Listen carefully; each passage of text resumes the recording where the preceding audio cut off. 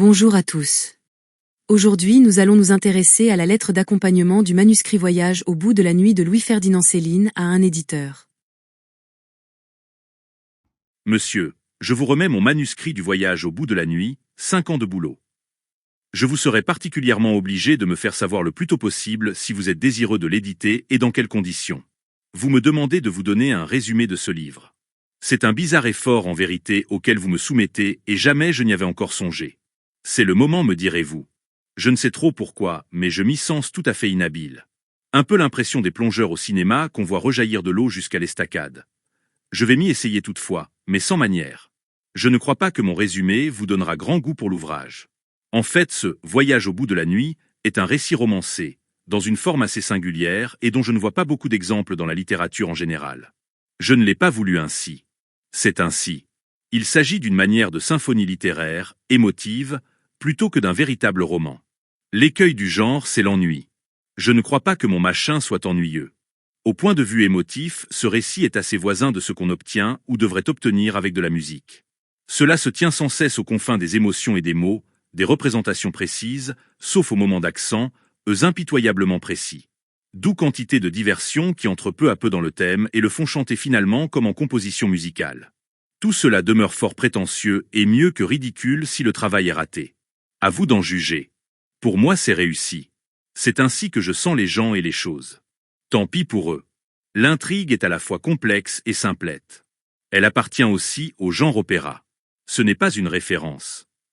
C'est de la grande fresque, du populisme lyrique, du communisme avec une âme, qu'aucun donc, vivant. Le récit commence place Clichy, au début de la guerre, et finit 15 ans plus tard à la fête de Clichy.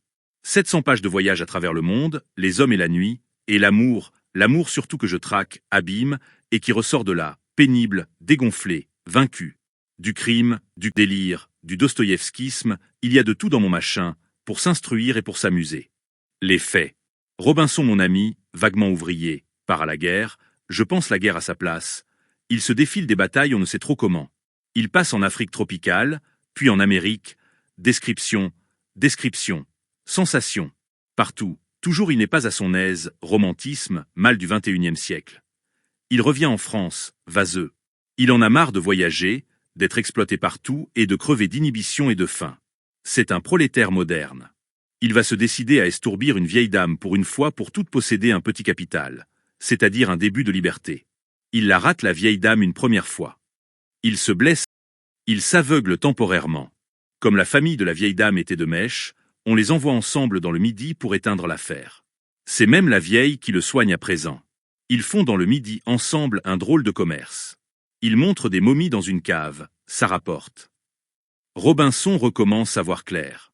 Il se fiance aussi avec une jeune fille de Toulouse. Il va tomber dans la vie régulière. Pour que la vie soit tout à fait régulière, il faut encore un petit capital. Alors cette fois encore l'idée lui revient de buter la vieille dame. Et cette fois il ne la rate pas. Elle est bien morte. Ils vont donc hériter lui et sa future femme. C'est le bonheur bourgeois qui s'annonce. Mais quelque chose le retient de s'installer dans le bonheur bourgeois, dans l'amour et la sécurité matérielle. Quelque chose. Ah. C'est tout le roman ce quelque chose. Attention, il fuit sa fiancée et le bonheur. Elle le relance. Elle lui fait des scènes, scène sur scène. Des scènes de jalousie. Elle est la femme de toujours devant un homme nouveau. Elle le tue. Tout cela est parfaitement amené. Je ne voudrais pour rien au monde que ce sujet me soit soufflé. C'est du pain pour un siècle entier de littérature. C'est le prix Goncourt 1932 dans un fauteuil pour l'heureux éditeur qui saura retenir cette œuvre sans pareille, ce moment capital de la nature humaine. Avec mes meilleurs sentiments. Louis Détouche. Il s'agit d'une lettre de Louis-Ferdinand Céline destinée à Gaston Gallimard, accompagnant l'envoi du manuscrit « Voyage au bout de la nuit ». Céline commence sa lettre en montrant tout le temps que lui a pris son œuvre, en tout 5 ans.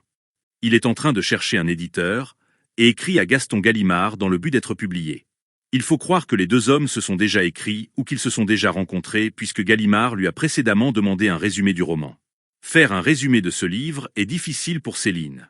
Ce dernier met l'accent sur la singularité de son œuvre. Pour décrire son roman, il utilise beaucoup de termes musicaux tels que symphonie littéraire, musique, composition musicale, opéra et lyrique. Il est tellement difficile de résumer son livre qu'il fait souvent des références à la musique pour expliquer les choses. Il n'apparaît pas comme maître de son roman puisqu'il dit qu'il ne l'a pas voulu ainsi. Il appelle son livre « Mon machin » par 2 fois. Céline a bien du mal à faire un résumé de son livre. Au lieu de parler du contenu, il parle de contenant. Il s'imagine que les autres vont placer son roman entre le prétentieux et mieux que ridicule. Cependant lui-même est satisfait de son travail. Pour qualifier l'intrigue, il choisit 2 mots diamétralement opposés qui sont « complexe » et « simplette ». La manière de voir ce roman varie selon les personnes et les axes de lecture y sont nombreux.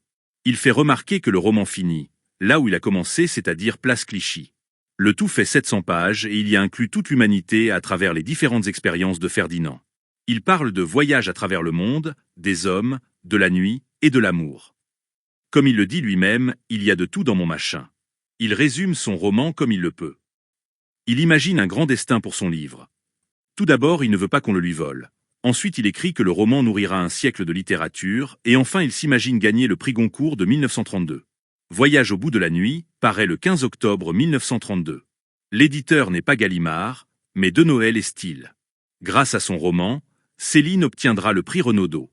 Par contre, il n'obtiendra pas le prix Goncourt. Ce sera Les Loups de Guy Mazeline qui le gagnera. Cette œuvre est tombée dans l'oubli contrairement au Voyage au bout de la nuit, qui reste lu et connu 93 ans après sa parution. Au premier tour de scrutin, Les Loups remportent 6 voix contre les 3 voix de Lucien Descaves, de Jean Ajalbert et de Léon Daudet pour le Voyage au bout de la nuit. Ce dernier rencontrera un très grand succès en librairie, même si on reproche à l'auteur et au livre le vocabulaire employé, des grossièretés et de l'obscénité. Céline a ses partisans et ses détracteurs. Paul Nizan, dans l'Humanité, écrira « Cet énorme roman est une œuvre considérable, d'une force et d'une ampleur à laquelle ne nous habituent pas les nains si bien frisés de la littérature bourgeoise. » Parmi le classement appelé « Les 100 livres du siècle », Voyage au bout de la nuit se situe à la 6e place. Céline n'avait pas tort en disant que c'est du pain pour un siècle entier de littérature. Le roman est classé parmi les 100 meilleurs livres de tous les temps. Cette œuvre est devenue un classique du XXe siècle et elle a été traduite en 37 langues. Le manuscrit de Voyage au bout de la nuit est réapparu en 2001 grâce au libraire Pierre Beuret. Il a été mis aux enchères à Drouot, la Bibliothèque nationale de France l'a acquis pour plus de 12 millions de francs. Ce roman est conservé dans un coffre-fort de la Bibliothèque nationale. Le manuscrit n'a jamais été numérisé.